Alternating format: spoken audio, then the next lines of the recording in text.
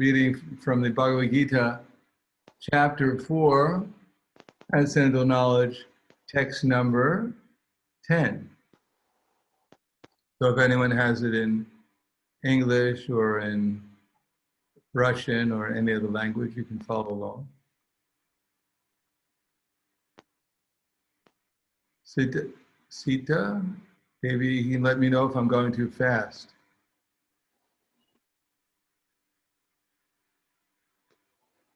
Slushich? Понимаешь? Mataji Sati, maybe go. I understand you, Guru Maharaj. If you very fast, I say to translate. Можно говорить медленно.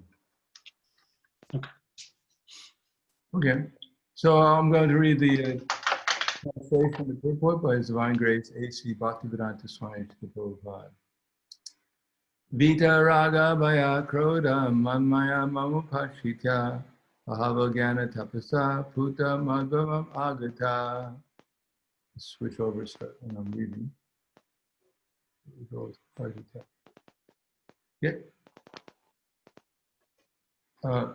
Being free from attachment, fear, and anger, being fully absorbed in me and taking refuge in me, many persons in the past became purified by knowledge of me, thus they all attained transcendental love for me.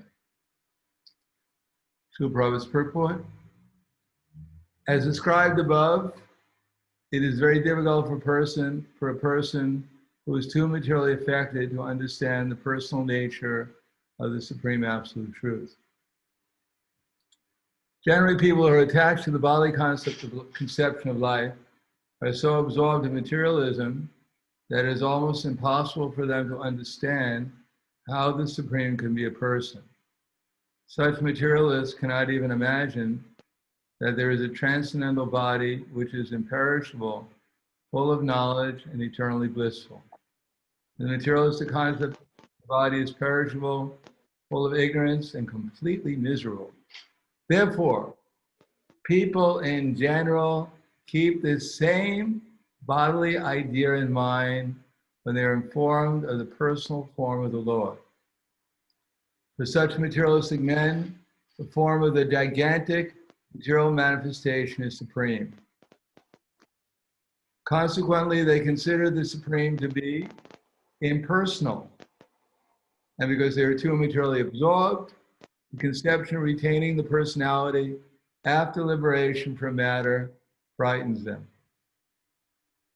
When they are informed that spiritual life is also individual and personal, they become afraid of becoming persons again.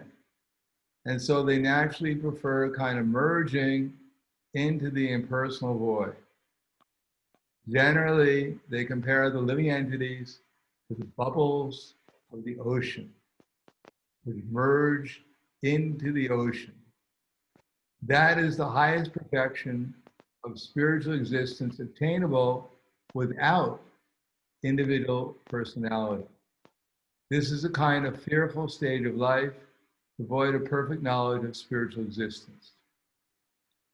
Furthermore, there are many persons who cannot understand spiritual existence at all, being embarrassed by so many theories and by contradictions of various types of philosophical speculation. They become disgusted or angry and foolishly conclude that there is no supreme cause and that ultimately everything is ultimately void. Such people are in a diseased condition of life. Some people are too materially attached and therefore do not give attention to spiritual life. Some of them want to merge into the supreme spiritual cause, and some of them disbelieve in everything, being angry at all sorts of spiritual speculation out of hopelessness. This last class of men take to the shelter of some kind of intoxication, and their resultant hallucinations are sometimes accepted as spiritual visions. One has to get rid of all three stages of material consciousness: attachment to material life, fear of a personal spiritual identity, and the conception of void that arises from frustration in life. To get free from these three stages of material concept of life, one has to take complete shelter of the Lord, guided by the bona fide spiritual master, and follow the disciplines and regular principles of devotional life. The last stage of devotional life is called bhava, or transcendental love of Godhead. According to the Bhakti Rasamrita Sindhu, the science of devotional service, Adal Shraddha Tata Sadhu Sango Ta Bhajna Kriya Tarnartha Niriti Syat Tato Nishta Rutis Tata Ata Sakti Tato Bhavas Tat Prema Yudunchati Sadakanam Ayam Premna Pradur Bhave Bhavat Krama. In the beginning, one must have a preliminary desire for self-realization. This will bring one to the stage of trying to associate with persons who are spiritually elevated. In the next stage, one becomes initiated by an elevated spiritual master, and under his instruction, the neophyte devotee begins the process of devotional service. By execution of devotional service, under the guidance of the spiritual master, one becomes free from all material attachment, gains steadiness and self-realization, and acquires a taste for hearing about the absolute personality of Godhead, Sri Krishna. This taste leads one further forward to attachment to Krishna consciousness, which is matured in bhava, or the preliminary state of transcendental love of God. Real love for God is called prema, the highest perfectional state of life. In the prema stage, there is constant engagement in the transcendental loving service of the Lord. So by the slow process of devotional service, under the guidance of the bona fide spiritual master, one can attain to the highest stage, being free from all material attachment, from the fearfulness of one's individual spiritual personality, and from the frustrations that result in void philosophy, that one can ultimately attain to the abode of the Supreme Lord. So the verse again, Vita Raga Bhaya Krodha Manmaya Mamupashitya Bhava Jnana Tapasa Uttamadvavam Agata. Being free from attachment, fear, and anger, being fully absorbed in me and taking refuge in me, many persons of the past became purified by knowledge of me, and thus they all attained transcendental love from it. This verse, Namo Vishnu Vidaya Krishna Prasthaya Bhutale Srimate Bhakti Vedanta Swami Namane Namaste Saraswati Deve Gauravani Vicharane Nirvishesha Punivadi Paskadyade. In the previous verse, Krishna had said, Janma karma chame divyam evam yo veti tatpadaha tatpadeham bunar janma naitimam eti sarjana. That's 4:9. That one who knows the transcendental nature of my appearance and activities does not take birth again in the material world, but attains my transcendental abode. So this word is tatpadaha. Tatpadaha means to actually experience Krishna. The aim of the Krishna consciousness movement is not to understand Krishna theoretically, it's to actually experience him, so that we can come to the state of bhava. Bhava means love. Love is natural, it's there in everyone's heart. And actually we're loving so many things in the material world, especially anything that's attractive to us. We could say this kind of love. That's what they call attraction in the material world, is love. So anything which is great, we become attracted to in the material world, whether it has beauty, or someone's very intelligent, or someone is very strong, or someone is very wealthy, or someone is very famous, or someone is very renowned. We naturally develop some attraction, a kind of love for them. So Krishna in the Bhagavad Gita, in the chapter 10, verse number 8, he says, Aham savasya prabhavo mataksaram pravartate iti matva bhajante mam buddha bhava samanvitaha. Krishna says, I am the source of all the material and spiritual worlds. From me, the entire creation flows. The wise who know this perfectly engage in my devotional service, and they worship me. Bhuta bhava samanvidvaha. Their natural love for me is invoked. We all, by nature, love Krishna because he's unlimitedly beautiful, he's unlimitedly strong, he's unlimitedly merciful, he is unlimited in so many different ways. So naturally, the more we become conscious of Krishna, then the more we'll love Krishna. Our love for Krishna is already there in our heart. Nitya Siddha Krishna Prema Saruka Vinay, Shravanadi Shudachite Korya Udoy. Love for Krishna is eternally with us. Just like potentially in a match, there's fire. Simply you have to strike the match against the right substance, and then the fire will come out in a blaze. So similarly, in our heart, love for Krishna is there. Simply we have to follow the process that Srila Rupa Goswami has outlined here in that end of the verse, Adao, Shraddha, Adao, Sadhusanga. Simply we have to follow the process, and then gradually love for Krishna will be invoked.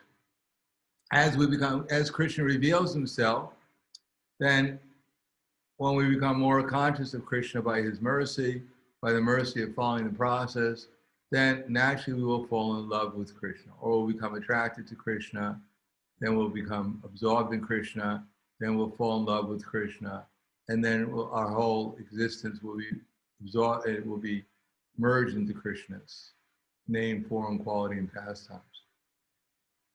So how to do that? So Krishna says in this verse, Vita Raga Bhayakroda. There are certain things that are like clouds in our consciousness. Probably gave the example that when he was traveling to America, he was on a ship. And certain times on the ocean, it becomes very cloudy. The fog comes in, they call it fog.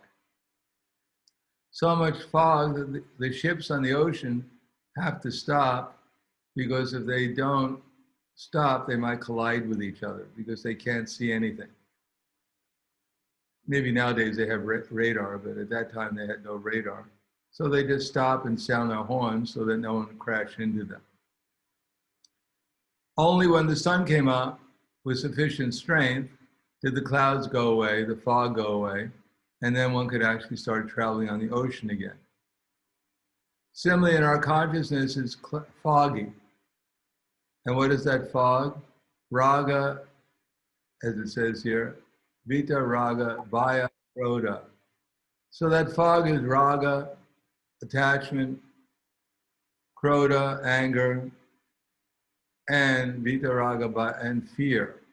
And Prabhupada mentions here in this verse, there are certain conceptions that keep that materialistic conception of attachment, the impersonalist fear of a personal spiritual conception of life, and the frustration that arises out of void. These are material conceptions that when we have them, then we create, we do activities which further entangle us in the material existence. Instead of developing bhava for Krishna, we're developing feelings and ideas surrounding materialistic conceptions of life or impersonalist conceptions of life. Therefore, Prabhupada in his mantra specifically said, he came here to deliver us from two things, materialism and impersonalism. So how do we become delivered? Well, what is materialism, first of all? Materialism principally is this attachment for illicit sex, meat eating, gambling, intoxication. That's it. Illicit sex, meat eating, gambling, and intoxication. This is the primary fog we have in our mind.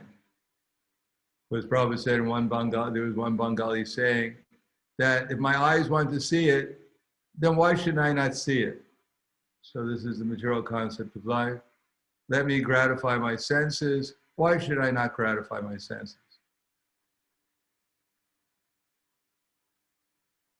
Now, also in the Bhagavad Gita, Krishna said, Yesham antakatam papam. This is called papam, or sinful activity. Now, we may not believe it's sinful activity. Matter of fact, Prabhupada gives the example of Lord Jetland, Marquis de Jetland. He was the governor of Bengal. And Prabhupada was only a schoolboy when he came to visit, this governor came to visit his Scottish Church's college.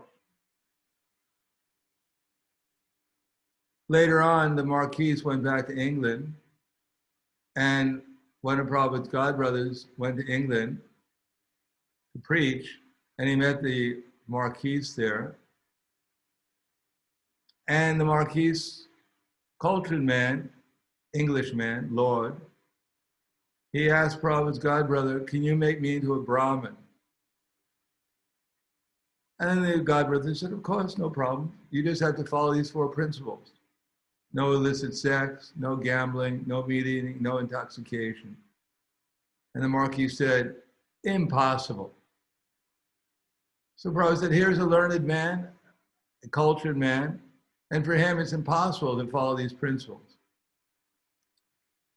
These are the same activities that the animals are engaged in.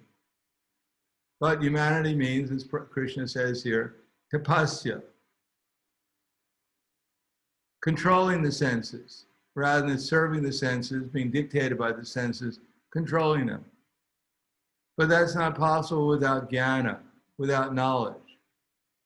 Unless one can understand who we actually are and who Krishna is, especially in this age. Previously, people may be able to perform tapasya, go through austerities.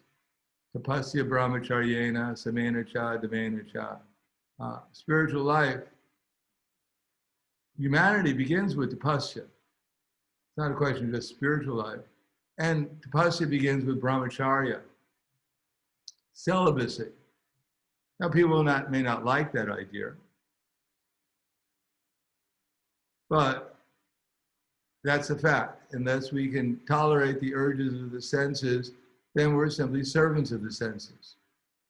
But we cannot do that, especially in this age. We cannot go into the lake and put ourselves up to the water, in ice cold water, and chant our rounds, trying to concentrate more on the Hare Krishna mantra. We could do that. Some people do that. We might die from the cold, though. But at least we'll die in Krishna consciousness. And probably that will be the most we've ever concentrated on our rounds. But there's an easier process. That is chanting Hare Krishna and following the process of devotional service.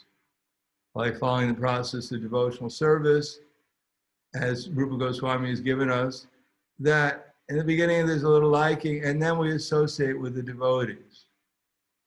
Now, association with devotees is very important, because in the association of devotees, then we can hear about the glories of Krishna, that Krishna is not an ordinary person. Now, the first thing we have to understand is how Krishna is the controller of everything.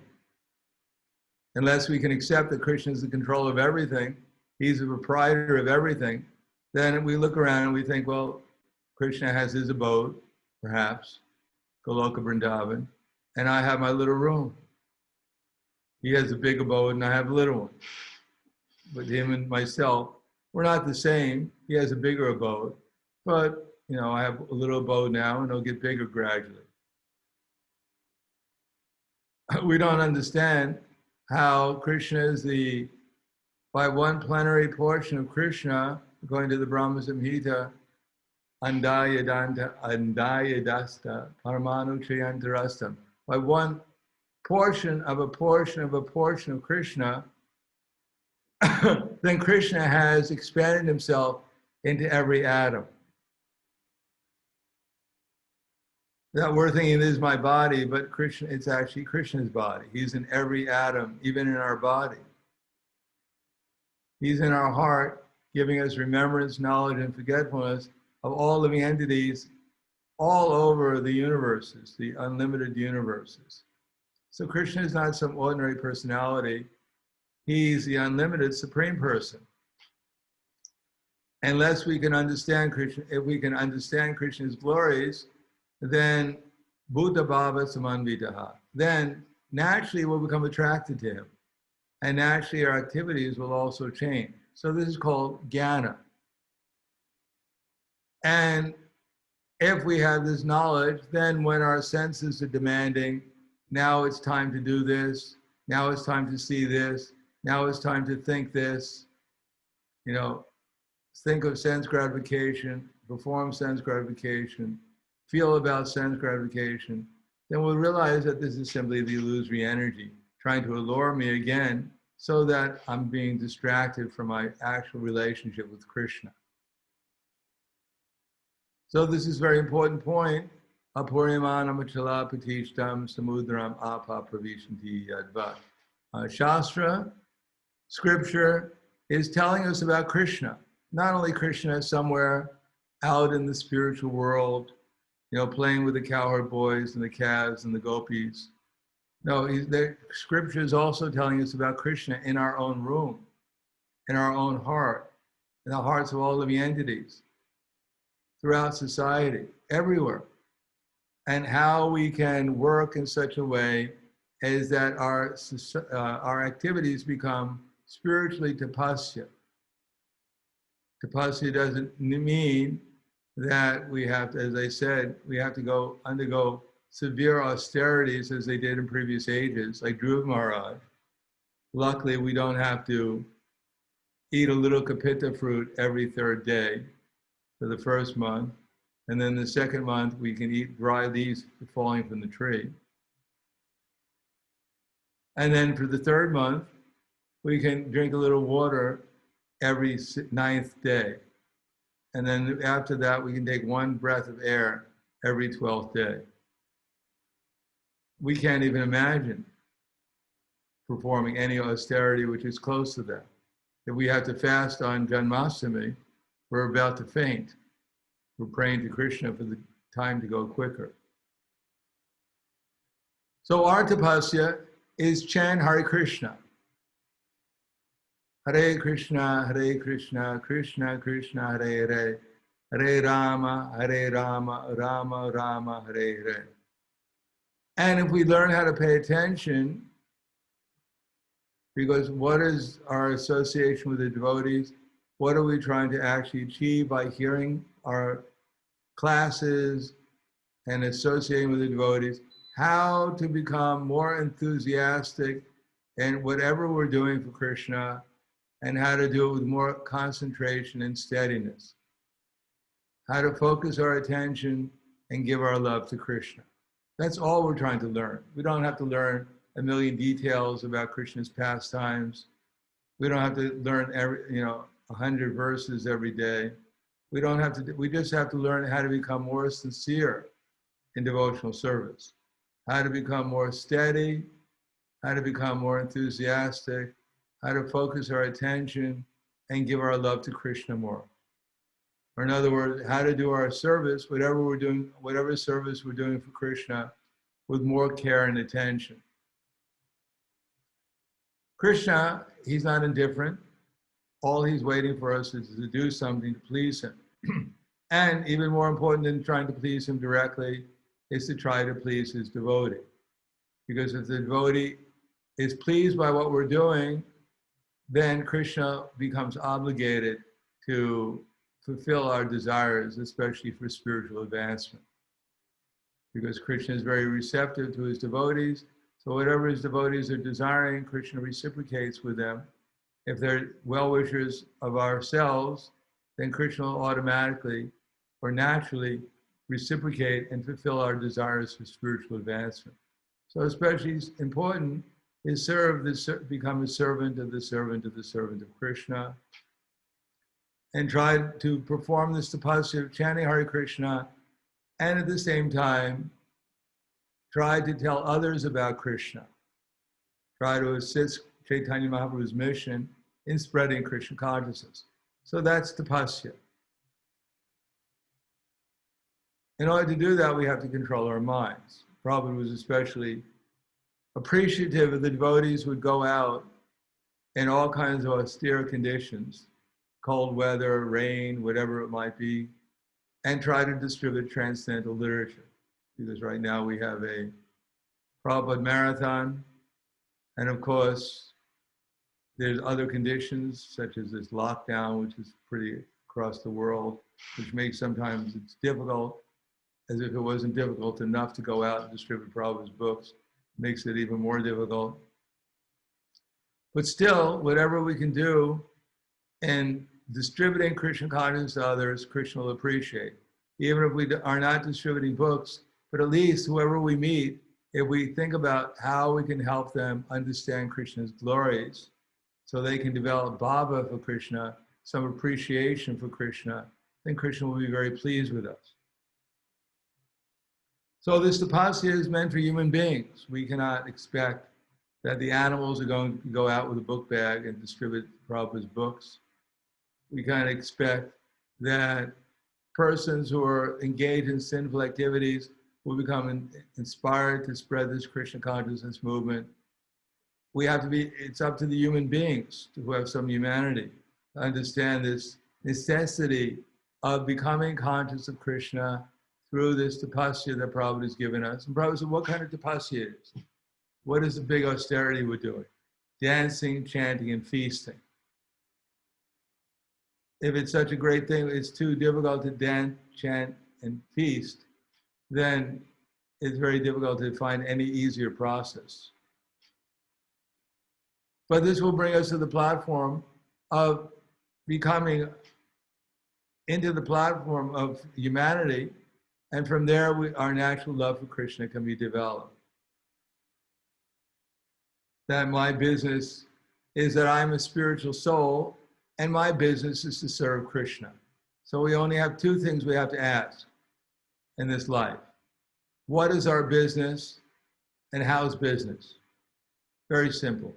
Throughout the day, we can ask, what is my business, and how's my business? That will make life very easy. So by force, we cannot train people to refrain from these sinful activities. Nowadays, there are so many, as Krishna says, or Prabhupada points out in the Bhagavad Gita in his purport to that verse, chapter 7, verse number 28, Yesham Antikatam Papam, that the beginning of religious life is people have to follow these regular principles, pious life, or one has to follow religious life. Religious life means cleanliness, mercy, truthfulness, and austerity, which are destroyed by illicit sex, gambling, meat eating, and intoxication. But if people can be convinced to engage in Krishna's service, which is why we're going out and meeting people, that's what our outreach is for, so that people can come to our programs and there gradually in the association of devotees understand the necessity to chant Hare Krishna. Read Prabhupada's books, perhaps when they're more advanced, worship deities, or at least a picture in their home. Learn how to hear from the devotees and serve them, and try to make their atmosphere in their home spiritual by having a program, hopefully with their family in the morning, where they can get together and chant Hare Krishna together. They can hear Srimad Bhagavatam. They can offer their food to the deity. And that way the family could engage with each other in the process of pure devotional service. If they could do that, then they can get a higher taste in relationships, especially amongst themselves or with others. And by that higher taste, gradually the taste for materialistic activity, which is based on, instead of love, is based on exploitation.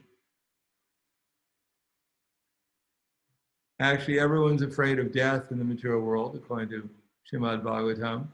And because we're afraid of death, we're trying to exploit each other in order to have each other, to take advantage of each other so we can live longer in this material world, in this body. But if we develop love for Krishna, we develop devotional service in relation to others, then this anxiety over death, this anxiety over my future will gradually diminish, and we'll be able to have more loving relationships with each other based upon pure devotional service. And that way we can get a higher taste. And if we get a higher taste, then the lower taste for materialistic sense gratification will gradually diminish. So, in this age, we don't have to think of another process. We have to develop simply faith in a process we have already. We don't have to figure out something new. It's already been given to us. That Prabhupada made our society quite simple, and that we can every day, as much as possible, get up, chant Hare Krishna, see the deities, hear Srimad Bhagavatam, Bhagavad Gita, try to hear and chant in the association of devotees about Krishna's glories, try to serve the devotees, and try to make our atmosphere spiritual, especially by putting our consciousness upon Krishna, and try to do whatever we're doing with care and attention to please Krishna. Then the more experience we have in how wonderful Krishna is, how wonderful Krishna's devotees are, then the more we'll become interested in also giving Krishna to others. Because for everyone, Krishna is their dearmost friend, their dearmost well-wisher. What they're trying to find happiness in this material world in a place where there is no happiness. People are just making mental constructions of what happiness is. They think happiness is if I can avoid misery. If my tooth aches and I can go to the dentist and have it repaired, then I consider myself to be in bliss. And what I'm hankering for, if I finally get it and the anxiety of hankering goes away, then I consider myself to be in great happiness. Of course, if I never had the hankering in the first place, I would have been happier. I wouldn't have had to gone through the whole process of trying to get what I probably didn't even need. And when I get what I didn't even need and I lose it, then I lament, oh, I had it and I lost it. Or if I get it and I don't like it, then I lament, oh, I worked so hard to get this and I don't even like it. It's like nowadays children, they get so many toys. Because sometimes when I go to programs, you go into their house and there's two little children running around and they have a whole room full of toys. And half the toys are broken and practically none of them they use. They were hankering for the toys, and when they got them, they didn't like them anymore, so they broke them. The only time they become attached to the toy is when their sister or brother wants the toy. Then suddenly they want it, they're attracted to it again, because someone else wants it. So this type of happiness is not the ultimate happiness of life. That people don't know. Nitevidu Swartakatim hi Vishnu. They don't know how great a reservoir of pleasure Krishna is. They don't know how wonderful and how kind Krishna is, how affectionate Krishna is to his devotees. And because they don't know that, therefore they're hankering for affection in some limited way, in some limited object. But if one can take to the process of Krishna consciousness, and when Krishna is pleased with us, and he shows us how affectionate he is, then the result is that we become unlimitedly attracted to Krishna. Then we can understand what it means that Krishna is our dearmost friend. In any case, Krishna is so kind that even in the process of trying to become Krishna conscious, Krishna will encourage us in the right direction, to go in the right direction. And what is that right direction? Bhakti pareshanu vyaktir anitra trika ekakala papanamanasya tachnita sus tushti shusti shudapaya nugasam. To get that higher taste, just like when one eats a meal, that with every bite, that naturally, if the food is proper, one feels alleviation of hunger, one feels growing strength, one feels an detachment from hunger. So similarly, if we're actually serious about our chanting our rounds, if we're actually serious about reading Prabhupada's books, if we actually worship the deities properly, if especially we have proper relationships with other devotees, not only when we're with them, of course it's important to have nice relations with the devotees when we're with them, but even mentally we have to have the right attitude. And what is that attitude? We have to avoid aparad. We know there are 10 offenses. One of the aparads is to blaspheme the devotees who have dedicated their lives in the propagation of the holy name of the Lord. So this aparad comes from the word apa, against, and Srimati Radharani. We have to have the same mood that Srimati Radharani has. In order to understand the mood of Srimati Radharani, we have to understand the mood of Lord Chaitanya Mahaprabhu. Chaitanya Mahaprabhu came, Lord Nityananda came, the Panchatattva came to help everyone. Bhaja, Bhaja, Bhai, Chaitanya Nitai. Everyone has to worship Chaitanya Nitai. And what is them? What do they come? Parama Karuna Paudvijana Nityai Gora Chandra. They're the most merciful. Even when Jagai Madhai attacked Lord Nityananda, even he was hit on the head with a clay pot and he was bleeding, still he simply requested them to chant Hare Krishna.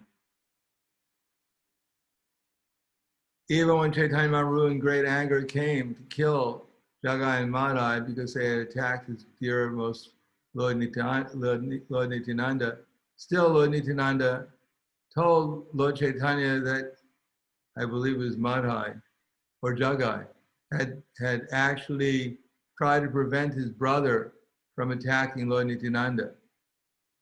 So Lord Chaitanya was so pleased with Jagai that he embraced him and he was in ecstasy. But still the Sudarshan Chakra was hovering around about to kill Madhai until Madhai fell at the lotus feet of Nitai and asked for forgiveness. So Chaitanya Mahaprabhu is coming in this age because all of us, at best, were Jagai and Madhais. Jagai and Madhai had one good qualification. Frankly speaking, they never blasphemed the devotees.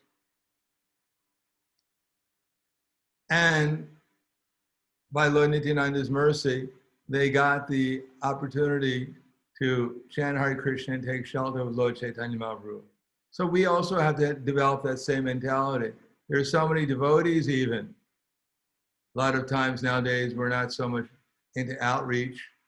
Most of us are into, our association is with the devotees in the temple or our friends who are devotees.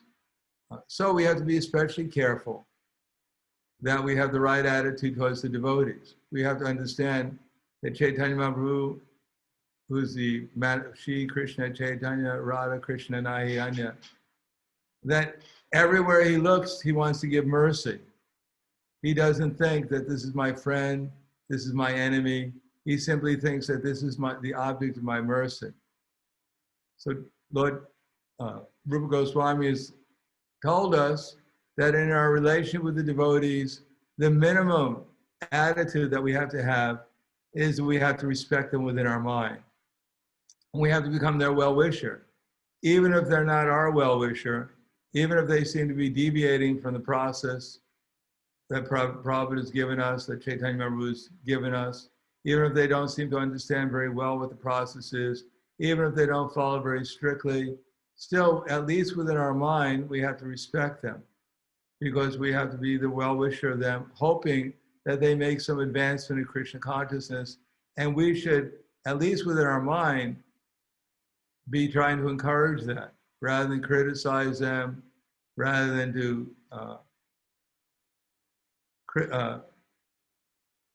have a negative attitude towards them. In this age of Kali, there's enough people criticizing. Even if we don't criticize someone, don't worry, someone will come along and criticize them. We don't have to be concerned that this person won't be criticized or this devotee won't be criticized. What's lacking in Kali Yuga is prema, is bhava, is love for Krishna, love for the devotees. That's the only thing that will actually transfer or transform this world, is that if we inject the process of Krishna consciousness, which invokes love.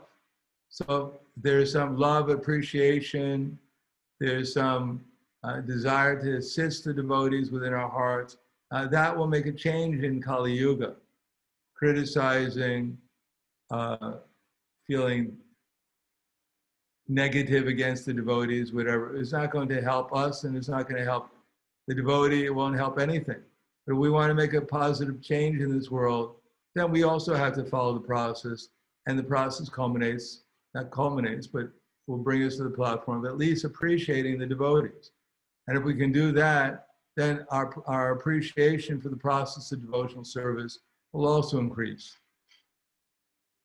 So this is part of our Krishna consciousness, to see how Krishna is manifested everywhere, especially he's manifested in the form of the devotees. When we see a devotee performing devotional service, we should understand that this is actually the internal energy of Krishna doing this service. In spite of our attachment to material consciousness, in spite of our anarthas, our ignorance, the cloud that we're under of material life, still, if somehow or another, we or anyone else can perform devotional activities, then it means that we're actually working under the internal energy to a greater or lesser extent. So if there's a little spark of devotion within someone, we shouldn't try to put it out. We should try to fan it. And if we try to fan it, then Krishna will be merciful to us. We act as his instrument to fan that spark of devotion, and he'll, within our heart, he'll fan our spark of devotion. So one day it'll come out as a blazing fire. So again, the verse says, Vitaraga vaya kroda, manmaya mamupakshitya, bahavo jnana tapasa, puttamadbhavam agata. Being free from attachment, fear, and anger, being fully absorbed in me, and taking refuge in me, many persons of the past became purified by knowledge of me, and thus they all attained transcendental love from it. So again, we want to develop bhava, or love for Krishna. Part of that process, the main part of it, is we have to find out how great Krishna is, how wonderful Krishna is, how attractive he is. Then that will inspire us to perform the tapasya, especially following these four of the principles, chanting 16 rounds of attention, and hopefully with some devotion.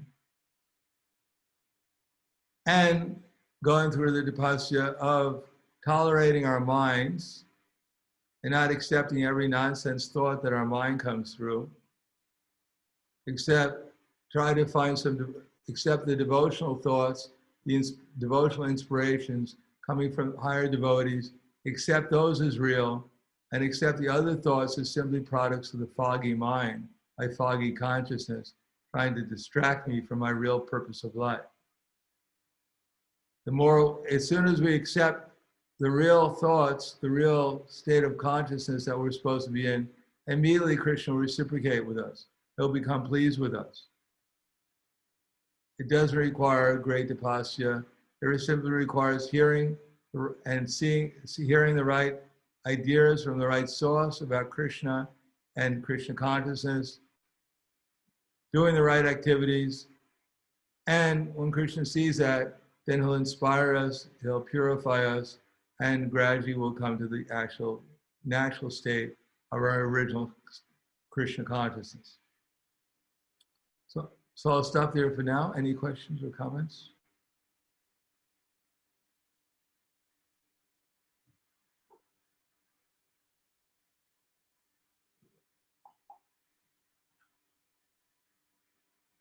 Will we look in the chat or something? Hare Krishna, dear Guru Maharaj. Hare Krishna, Maharaj. Hare Krishna. Thank you so much for the nice class. Guru Maharaj, I was thinking, can you maybe give a few examples about the mental speculation? Mental speculation. To think that there's anything besides Krishna is called mental speculation. as Krishna says in Bhagavad Gita, Dhyayato Vishayam Pumsam, Sangasteshu Pujayate.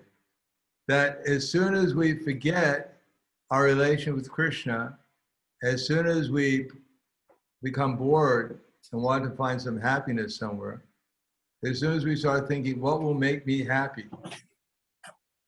And immediately we look around and we try to see what object in this world will actually satisfy me. That's called mental speculation. Of course, we don't even have to do that. We have so many things going through our mind. You know, she loves me not. She loves me not. That's also mental speculation. So the actual standard is that what does Krishna want, what situation I'm in right now? How are things here related to Krishna? And what does Krishna want me to do with the energies that he's provided me with? And when I do those activities under the guidance of Guru, Sadhu, and Shastra, then how should I try to do it with care and attention to please Krishna? The more we're absorbed in those three things, understanding how Krishna has arranged my life and what energies he's given me for his service, and when I meditate and I inquire from Guru, Sadhu, and Shastra how to utilize these energies, and when I do that to try to please Krishna with care and attention, perform my service, that means my mental speculation is going away. That means that Krishna, spontaneously, I remember Krishna, and when I remember Krishna, then I can see how everyone and everything is related to Krishna, and then there'll be no more mental speculation.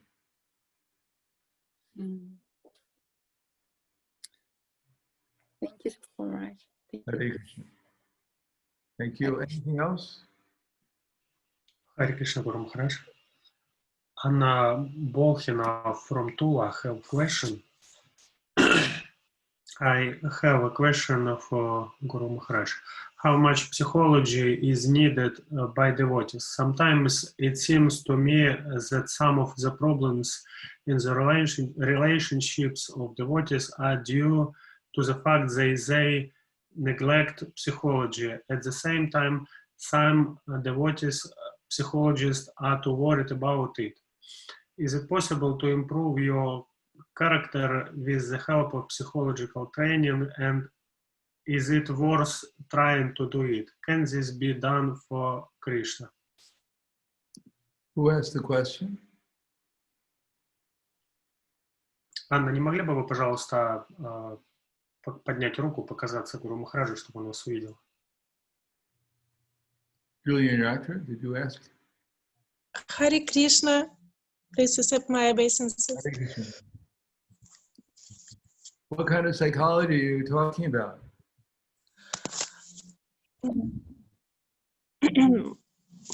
Материалистичную психологию.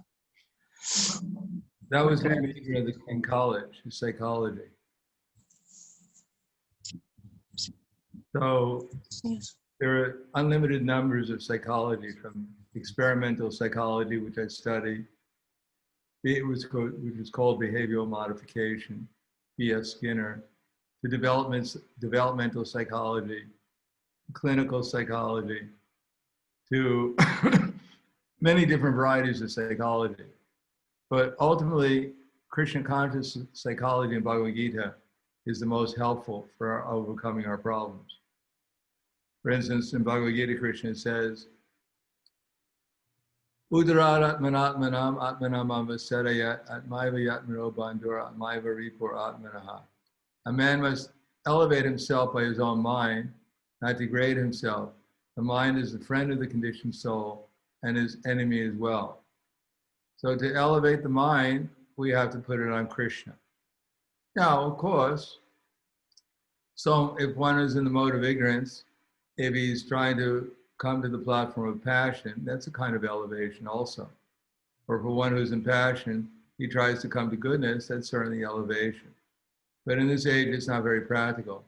People are so much absorbed in ignorance and passion that it won't be possible by simply some austerity or some psychology, whatever, elevate themselves to goodness, by which they can understand that they're not their body.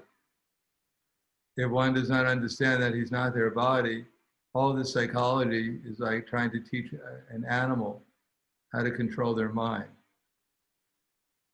An animal, you can give him all kinds of good advice, but he'll still remain an animal.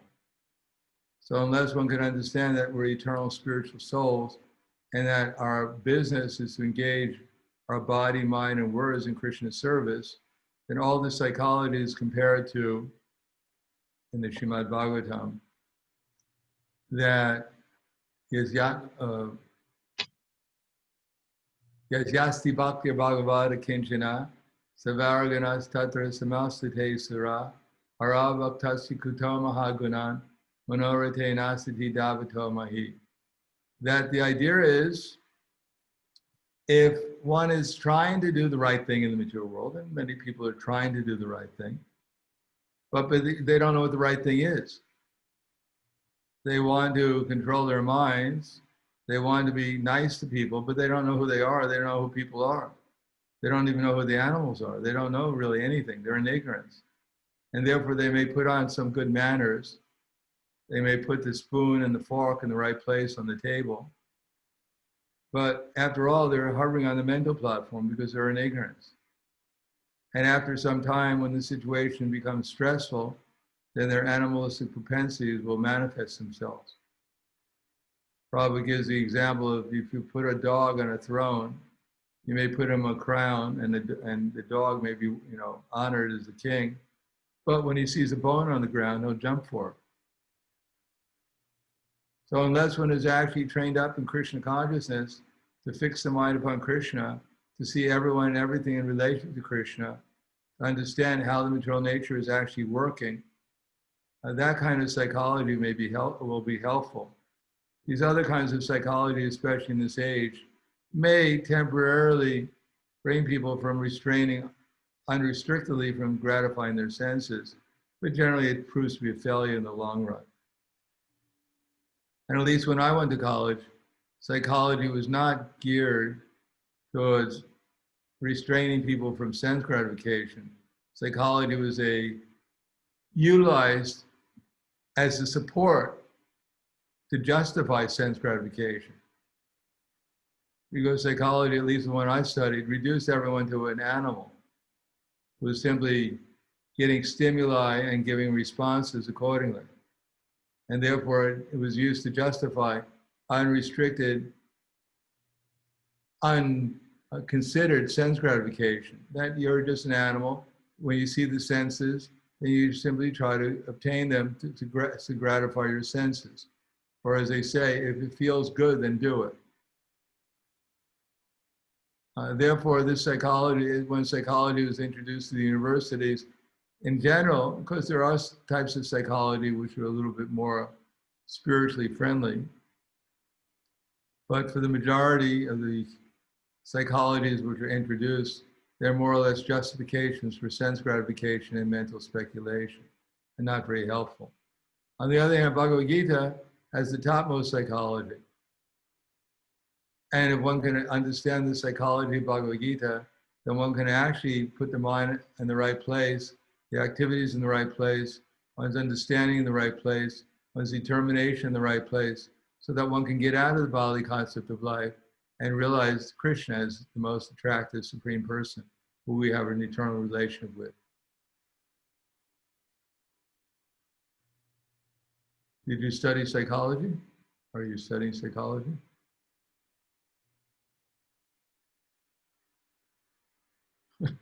Good, all right. Anything else? Hare Krishna Guru Hare Maharaj. Krishna, Maharaj. Agnihotra Prabhu, you're speaking? No, Loka Guru Prabhu. Maharaj, can you elaborate more on the apparatus practical advice, how to be more aware, because this is maybe the greatest problem we're against our progress of developing Krishna Prema. Well, the most essential thing is go to programs, have programs. where you're chanting Hare Krishna, you're hearing Srimad Bhagavatam, where you're associating with the devotees, we're worshiping the deities, and then try to fix our mind on Krishna in these programs. Especially when the devotees are chanting, try to listen to them. If we'll see that it's not so easy when someone's chanting to actually listen to them without speculating. It's a great austerity. It actually requires some humility in order to hear someone else, and what to speak of of actually appreciating the fact that they're chanting Hare Krishna to Krishna and seeing them as a devotee. So we can learn how to chant to Krishna and then appreciate how others are chanting, and then we can actually begin to see them as devotees of Krishna. And lo and behold, if we actually take pleasure in hearing them, then we'll actually become not only tolerating the devotees, but we'll actually develop appreciation for them. So rather than try to simply restrain our minds from negative thoughts about others, we should try to serve them, serve Krishna in their association, and that way we'll develop some appreciation for them. And instead of having negative thoughts, we'll have positive thoughts about them when we see them in relation to Krishna. In any case, without our own personal practice of Krishna consciousness, it's not possible to avoid any kind of aparad. Without regular sadhana, it's practically impossible to make any advance in devotional service. Instead, our past desires and habits and ideas will simply manifest themselves, and the things that we're most attracted to at that particular moment is what we become attached to. So we have our conditioned nature, but Chaitanya Mahaprabhu is giving us an opportunity to transcend it by simply practice of this sadhana bhakti, and hopefully when we're inspired by sadhana bhakti, to try to do something in the mission of Chaitanya Mahaprabhu. Then all these nonsensical ideas and thoughts, gradually Krishna will give us the intelligence to understand that they are nonsensical and that we're really not, we don't need them. They're actually just burdens on us and are keeping us from going back to the spiritual world. Or at least, what to speak of going back to the spiritual world, just having loving relationships with the devotees that we're coming in contact with. And what to speak of loving relationships, at least have positive interactions that are inspiring with others. If we interact with others and we have negative thoughts about them, we're criticizing them. Now, criticizing is not wrong in the sense that we should be blind to the faults of others. Because actually what we're doing is generally when we're seeing the faults of others, we're also seeing our own faults. And we have faults, and therefore it's natural for us to see the faults in others. But we shouldn't see them as the primary manifestation of the soul. The soul is something different. What we're seeing is the three modes of material nature, how they're influencing the soul. If you find your friend in jail, the best thing to do is try to get him out of jail. Not simply stand on the other side of the jail cell and criticize them for being in jail. If you can get them out of jail, then get them out of jail.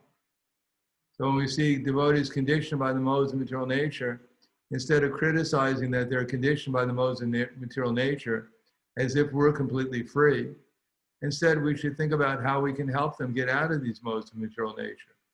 And as soon as we think like that, then Krishna will give us the intelligence how we ourselves can actually get out of the modes of material nature. As a matter of fact, as soon as we think like that, we're actually being freed from the modes of material nature.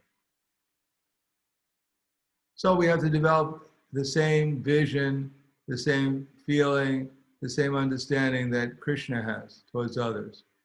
And if we do that, then at least in our relation with others, it'll become more and more pleasing, and we'll be happy to be in the association of devotees.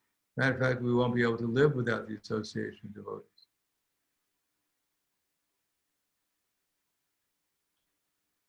Anything else?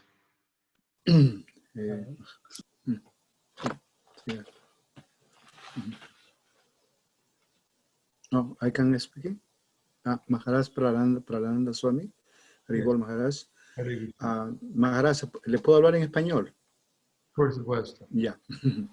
Le digo, ¿en qué momento Entonces, Hablar un ¿cómo? poco, entonces en esta manera yo puedo traducir. Oh, ya. No muchas frases, simplemente una frase yo traduciré. Oh, ya. ¿En qué momento entonces uno puede estar correcto en decir esta persona me ayuda o no me ayuda en mi vida espiritual?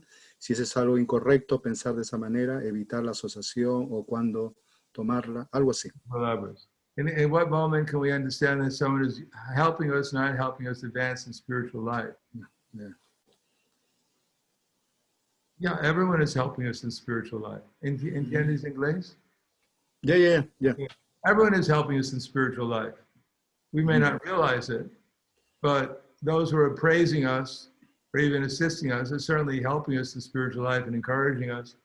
And those who are criticizing us, those who are seemingly impeding us, are also representatives of Krishna to teach us something.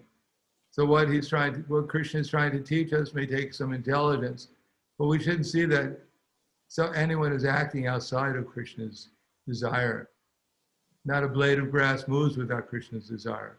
That doesn't mean we should be naive and we should accept everyone on the same level, because not everyone is on the same level. But we shouldn't think anyone is acting outside of Krishna's influence. Now, if someone is criticizing us, or someone is impeding, let's say, someone is impeding our devotional service, we shouldn't think that this is Krishna's arrangement or Krishna's mercy. But we'll have to pray to Krishna what to do under those circumstances so that our devotional service does not become impeded. In the Nectar of Devotion, for instance, it is said that if someone is found to be blaspheming the devotees or Krishna, then we have certain options. Just like Shishupal was blaspheming Krishna in the assembly of the Rajasuya sacrifice. So the devotees, they had certain options. Some of them, they left covering their ears because they couldn't do anything. Others stood up, like Sahadev and Bhima and others with their swords ready to attack Shishupal. And others supported Shishupal, not the devotees, but the non-devotees. In any case, Krishna took his Sudarshan chakra and cut off Shishupal's head, so there was no problem anymore. But in the Nectar of Devotion, it says if someone is found blaspheming the devotee or Krishna, then we should either be so expert to defeat them by logical arguments. If we can't do that, then we should go away as soon as possible. If we can't do that, then we should cut out the person's tongue and then take our own life. Now, the last one is not a good option for Kali Yuga. Otherwise, the street would be covered with tongues. We would have a lot of dead devotees along with the tongues on the street. So generally, our options are either defeating the person by logical arguments or going away. Now, there are many, similarly, there are other circumstances, but that requires some intelligence. How to properly engage in devotional service in spite of the fact that we're met with obstacles and criticism, but how to do it in such a way as it's actually following Krishna and his pure devotees' instructions, so that we remain a servant of Krishna's servants in any circumstance.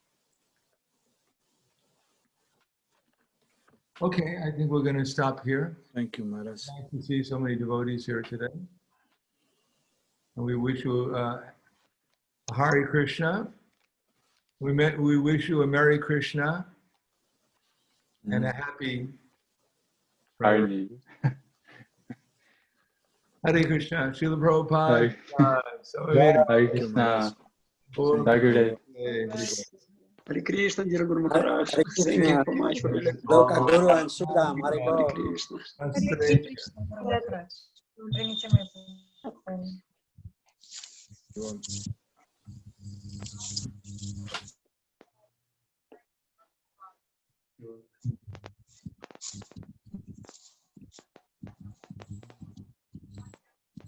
Hola.